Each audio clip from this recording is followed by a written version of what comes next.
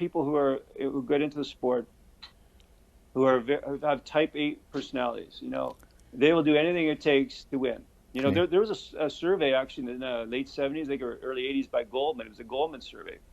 And this gentleman, he gave out a questionnaire to some top athletes. And he asked the question, if you were given a drug and you knew this drug would get you to the top of your sport, but the consequence would be that you would die in 5 years, over 50% of these elite athletes said yes. So this is the mindset. And I know I had a bit of that mindset too. Do whatever it takes to win. We see that in pro sports.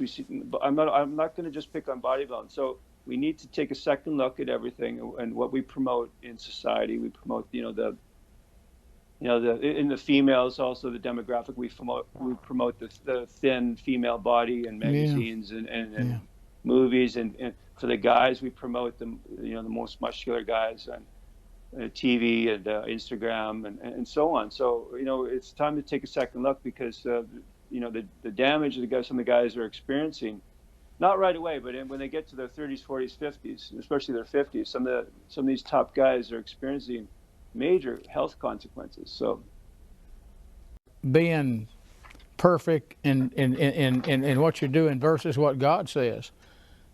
You probably tell me that. That's a great topic. I've written one of my articles I wrote for Faith and Fitness magazine is called "Be Perfect," and it's talking about the world's definition of perfect versus God's. First of all, in the bodybuilding world, perfection means you want to look perfect on stage, but this is something I said on WGGS 99.5 Buffalo Station one time with host Robbie Raw.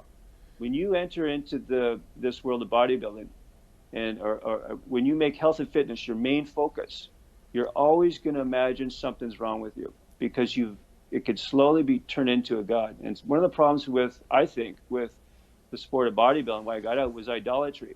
Anything you put in front of God is an idol. And I think it's not just bodybuilding. It could be money, could be business, or whatever it is. So that you might define your perfection that way, but God says to be perfect in His eyes, first of all, we need faith in Christ.